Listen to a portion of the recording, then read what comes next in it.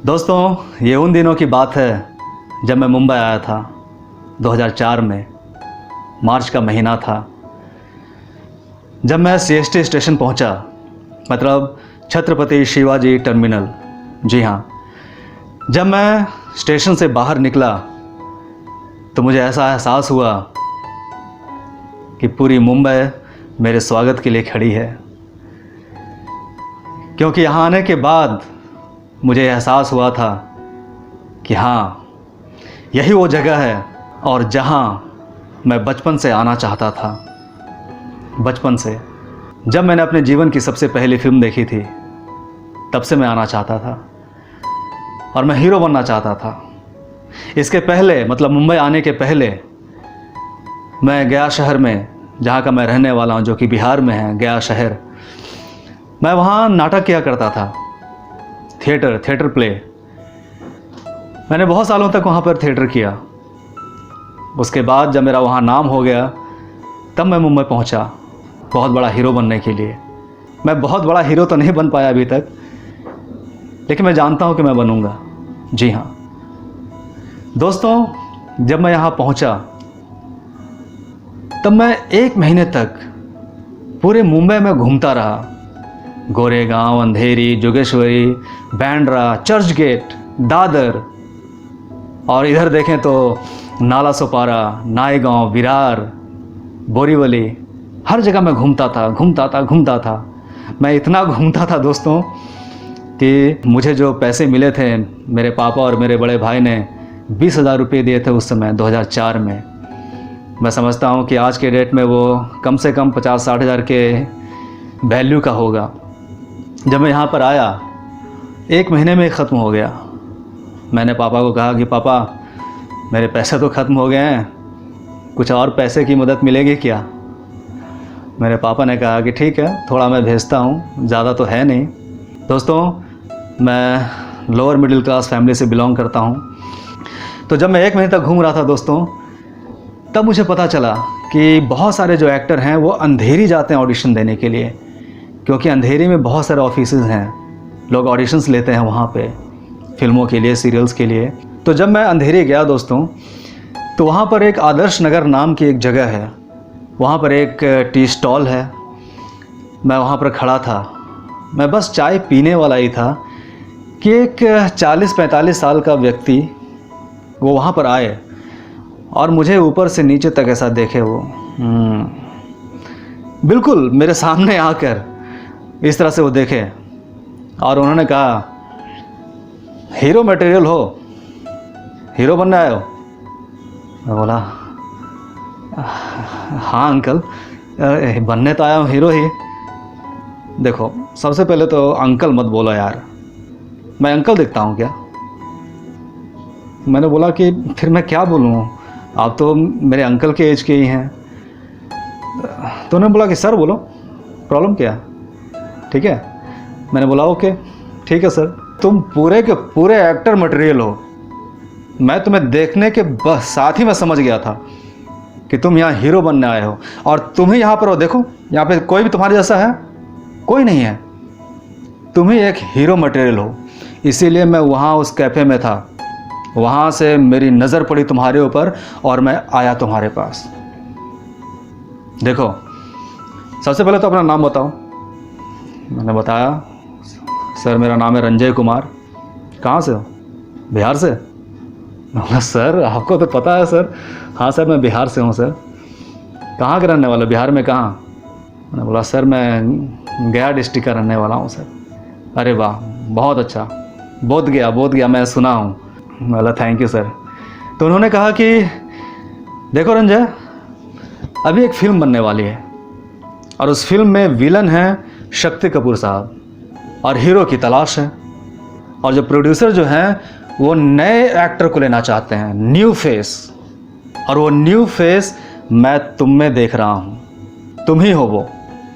और चलो कैफ़े में हम लोग कुछ वड़ा पाव खाते हैं, चाय वाय पीते हैं, उसके बाद मैं तुम्हारी बात कराता हूँ शक्ति कपूर साहब से। मैं बोला, क्या बात कर रहे हैं सर, ये तो बहुत अच्छा सर, चलिए सर। तो हम लोग गए वहाँ पे, कैफ़े में बैठे, वड़ा पाव खाया, हमने चाय भी पी। फिर उन्होंने शक्ति कपूर को फ़ोन लगाया, मुझे दिखाकर बिल्कुल वहाँ पे शक्ति कपूर और उनके फ़ोन में लिखा हुआ था। दोस्तों ये 2004 की बात है और उस समय मेरे पास मोटोरोला का छोटा सा फ़ोन था और उस इंसान के पास भी एक छोटा सा फ़ोन था। तो उन्होंने कॉल किया शक्ति कपूर साहब को, उन्होंने बात की कि सर हीरो मिल चुका सर, हमारी फिल्म की शूटिंग जल्द ही शुरू हो जाएगी सर। अब उधर से क्या बात हुई उनकी वो तो मुझे सुनाई दिया नहीं। फिर उन्होंने मुझे फ़ोन दिया कि लो बात करो शक्ति कपूर साहब से। मैंने फ़ोन लिया, मैंने बोला सर नमस्ते सर। उन्होंने उधर से कहा आओ, क्या बात है हीरो, तुम हीरो हो? हीरो क्या नाम है तुम्हारा? मैंने कहा सर मेरा नाम रंजय कुमार है सर। अच्छा हो, बिहार से आए हो? हाँ ठीक ठीक ठीक। अच्छा रंजय कुमार, ऐसा काम करो कि उन्हें 20,000 रुपया दे दो, क्योंकि तुम्हारा पोर्टफोलियो बनाना होगा, मतलब फ़ोटो, और बड़े बड़े होर्डिंग लगने वाले हैं, तो उनको 20,000 रुपया दे दो, ठीक है? और हम लोग जल्द ही शूटिंग शुरू करेंगे, क्योंकि अब हीरो तो मिल चुका, तुम तो मिल गए हो, ठीक है? सर को दो फ़ोन दो। दोस्तों मैंने उनको दिया सर को फ़ोन, उन्होंने बात की कि ठीक है सर, हाँ सर मैं ले लूँगा सर, ठीक है। उसके बाद उन्होंने मुझसे पूछा कि कुछ फ़ोटो वोटो है क्या। दोस्तों उस समय लोग एल्बम लेकर घूमते थे, मैंने भी 2-4 फ़ोटो मैंने खिंचवाए थे स्टूडियो में, बिल्कुल मामूली सा फ़ोटो। मैंने उन्हें एक फ़ोटो दिया और उन्होंने कहा कि देखो रंजय, अगर हीरो बनना है तो जल्द से जल्द 20,000 रुपया बैंक से निकालो, ATM से निकालो और मुझे दो, ताकि मैं प्रोड्यूसर से जाके मिलूं और तुम्हारी बात करूं। मैंने बोला सर मेरे पास तो पैसे बिल्कुल नहीं हैं, मैं 20,000 रुपया कहाँ से लाऊंगा सर? अभी अभी तो मैं पापा से पैसा मांगा और पापा के पास बिल्कुल पैसे नहीं हैं सर। दोस्तों वो व्यक्ति इतना इतने गुस्से में आ गया, क्या बात करते हो, कैसे हीरो बनेगो तुम? हाँ हीरो बनने आए हो? अरे सिर्फ दिखने से कोई हीरो नहीं बन जाता है, उसके लिए पैसे खर्च करने पड़ते हैं, बड़े बड़े होर्डिंग लगेंगे, तुम्हारे पोर्टफोलियो बनाएंगे, हीरोइन के साथ तुम्हारा फ़ोटो निकालेंगे, हम एक्शन में फ़ोटो निकालेंगे, उसके बहुत सारे पैसे खर्च होते हैं। क्या बात करते हो यार? जाओ अपने पिताजी से बात करो, पैसे मांगो और लेकर आओ, मुझे दो। ऐसे काम नहीं होता है, हीरो बनने आ गए। अरे मैंने शक्ति कपूर साहब से तुम्हारी बात करा दी यार, समझो यार। दोस्तों मैं एक शब्द नहीं बोल पाया, क्योंकि जिस तरह से वो बोल रहे थे मुझे हर चीज़ ऐसा लग रहा था कि ये तो बिल्कुल सही बोल रहे हैं। दोस्तों उन्होंने अपना नंबर दिया मुझे और उन्होंने कहा कि जब पैसे का इंतज़ाम हो जाए तो मुझे इस नंबर पे कॉल कर लेना और पैसे लाकर मुझे देना, ताकि जल्द से जल्द हमारी शूटिंग शुरू हो जाए। उस दिन मैं बहुत निराश होकर मैं घर पे आया। मैं सोचता रहा कि मैं कैसे कॉल करूं घर पे, कैसे पापा को कॉल करूं, कैसे मैं उनको बोलूं। अभी अभी तो कुछ दिन हुए हैं कि मैंने उनसे पैसे मांगे। मैंने पैसे मांगे नहीं दोस्तों, क्योंकि मैं हकीकत जानता था और साथ में अंदर ये भी चल रहा था कि अगर पैसे नहीं देंगे तो मैं हीरो बनूंगा कैसे? पैसा तो देना होगा, क्योंकि जेन्युइन खर्च हैं उनके। तब दोस्तों 5 दिनों के बाद उनका कॉल आया। उन्होंने कहा कि रंजय तुम्हारा कॉल आया नहीं अब तक, क्या पैसे का इंतज़ाम हुआ नहीं? मैंने बोला सर पैसे का इंतज़ाम तो नहीं हो पाया सर, मेरे पापा के पास पैसे नहीं है सर। तो उन्होंने कहा कि कितने पैसे हैं तुम्हारे पास? मैंने बोला कि सर मेरे पास 500 रुपये हैं सर, जो कि मेरे ही खर्च के लिए हैं। तो उन्होंने कहा कि ओके ठीक है, जहाँ हम लोग मिले थे आदर्श नगर में, वहाँ पर तुम 500 रुपये लेकर आ जाओ, मैं बात करता हूँ आगे, ठीक है? मैंने बोला हाँ ठीक है सर, मिलता हूँ सर। दोस्तों मैं वो 500 रुपये, जो कि मेरे पास 500 रुपये ही थे, मैं लेकर वहाँ पर गया। जैसे ही मैं उस टी स्टॉल के पास पहुँचा, चाय की दुकान पे, वहाँ पे 2 बेंच लगी थी आमने सामने। तो जिनसे मुझे मिलना था, मतलब उस व्यक्ति से, उस अंकल से, सर से, वो इस साइड में बैठे थे और मैं इधर से आया पीछे से। तो मैं उनके पीछे था और मेरे सामने वाले बेंच पे एक व्यक्ति था, वो कॉल कर रहा था शक्ति कपूर की आवाज़ में, आओ, हाँ बोलो, आओ, यू नो लाइक दिस। दोस्तों मैं सुन रहा था, मुझे अंदर में लगने लग गया कि कहीं यही तो वो व्यक्ति नहीं है जो मुझसे बात कर रहा था। और सामने में ये सर भी बैठे हुए थे उसके सामने, और मैं पीछे में था। तो मैं इस व्यक्ति से बात ना करके, मतलब जिनसे मैं मिलने आया था, 500 रुपया देने आया था, उनसे मैं बात ना करके मैं सीधा उसके पास गया जब उसका कॉल कट हुआ। मैं उनसे बोला कि भाई साहब आप बहुत अच्छी मिमिक्री करते हैं, आप क्या शक्ति कपूर की आवाज़ निकालते हैं आप। तो उन्होंने अपनी बड़ाई में कहा सिर्फ शक्ति कपूर की आवाज़ नहीं, शत्रुघ्न सिन्हा की आवाज़ में मैं बात करता हूँ, लाइक दिस, मतलब इस तरह से उन्होंने किया। अमिताभ बच्चन की आवाज़ में उन्होंने डायलॉग सुनाया। उतने देर में जिनसे मैं मिलने आया था, 500 रुपये देने आया था, वो सब कुछ देख और सुन रहे थे, लेकिन वो बैठे थे वहीं पे, क्योंकि उन्हें 500 रुपये उन्हें चाहिए थे मुझसे। तो मैंने उनसे पूछा, जो शक्ति कपूर की आवाज़ में बात कर रहे थे उनसे मैं पूछा कि सर आपको याद है सर, आपने 5 दिन पहले रंजय कुमार नाम के लड़के से आपने बात किया था सर शक्ति कपूर की आवाज़ में? 5 दिन? हाँ मैंने बात किया था, वो हीरो के लिए ना, हीरो बनने आया। सर मैं ही हुआ रंजय कुमार हूँ सर। दोस्तों जैसे ही मैंने कहा कि मैं ही रंजय कुमार हूँ, उसके चेहरे का पानी सूख गया ना में से। हाँ रंजय कुमार, अरे रंजय कुमार देखो सुनो, देखो अभी मेरी मीटिंग है, और देखो कितने 7 बज चुके हैं, मुझे 7 बजे की मीटिंग है, जाना है मुझे बैंड्रा। और तुम्हें पता है ना बैंड्रा यहाँ से कितना दूर है? अब मुझे जाने में कम से कम आधा पौना घंटा लग जाएगा। मैं जा रहा हूँ, ठीक है रंजय कुमार, चलो चलो चलो बाबा भाई।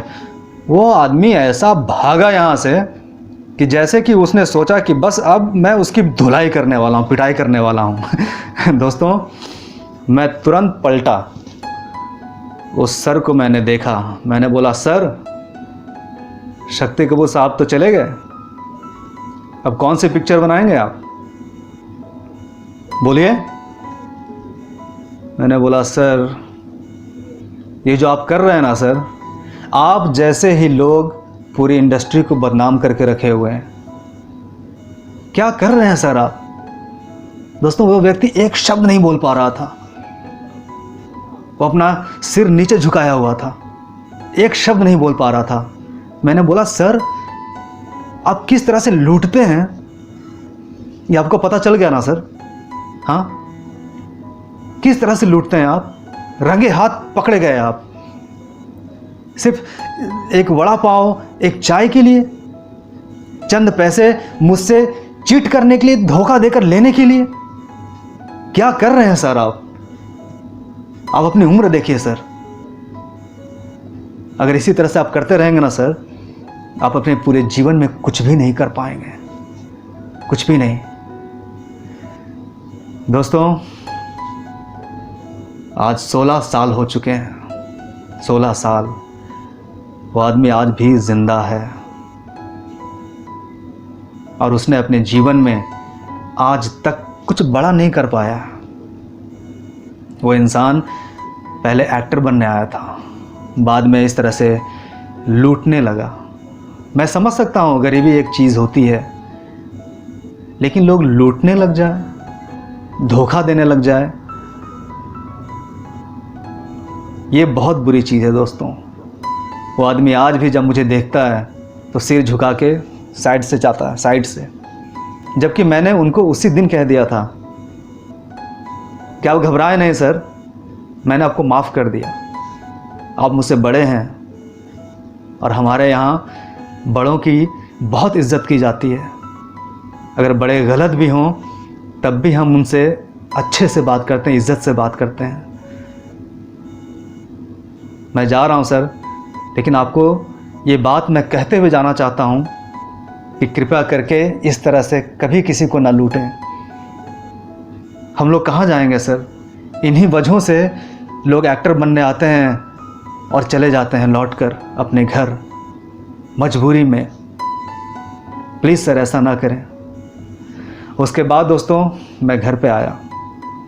दोस्तों मैं ये कहानी क्यों सुना रहा हूँ? दोस्तों, हम अपने जीवन में जब भी किसी से झूठ कहते हैं, किसी से चीट करते हैं, चाहे वो कोई भी हो, आपके घर वाले से लेकर बाहर के लोग, कोई भी हो, वो इंसान है, हमारे जैसे इंसान हैं वो, जिनसे हम चीट करते हैं। और जैसे ही हम चीट करते हैं दोस्तों, तो हमें तो पता है कि हम चीट कर रहे हैं, और उस व्यक्ति को भी ये आभास हो जाता है कि कहीं तो कुछ गड़बड़ है, कुछ गलत है। आपने ये आभास किया होगा दोस्तों, जब कोई व्यक्ति आपसे कुछ झूठ बोल रहा होगा, किसी ने आपको चीट किया होगा, तो एक छोटी सी एक एहसास अंदर से आती है कि कुछ तो गड़बड़ है, कुछ तो गलत है। जी हाँ, उसी तरह से जब हम किसी को चीट करते हैं, किसी से झूठ बोलते हैं, तो उन्हें भी आभास हो जाता है, क्योंकि हम भी इंसान हैं और वे भी इंसान हैं। हमारे पास भी सोचने समझने की शक्ति है, आत्मा है, उनके अंदर भी सोचने समझने की शक्ति है, आत्मा है, और वो आत्मा बताती है कि क्या सही है, क्या गलत है। और हम हमेशा हमेशा के लिए उनकी नज़रों में गिर जाते हैं। चाहे वो व्यक्ति हमें बाद में कुछ ना बोले, लेकिन वो व्यक्ति हमसे हमेशा बचता है, क्योंकि हम उनकी नज़रों में गिर चुके हैं। जिस तरह से अगर कोई हमसे चीट करे, तो वो व्यक्ति हमारी नज़रों में हमेशा हमेशा के लिए गिर जाता है, उसी तरह से हम भी दूसरों की नज़रों में हमेशा हमेशा के लिए गिर जाते हैं। तो हमें किस तरह से रहना चाहिए दोस्तों, ये मुझे बताने की ज़रूरत नहीं है। मैं रंजय कुमार, मैं आपसे फिर मिलूँगा अपने एक नए स्टोरी में। थैंक यू दोस्तों।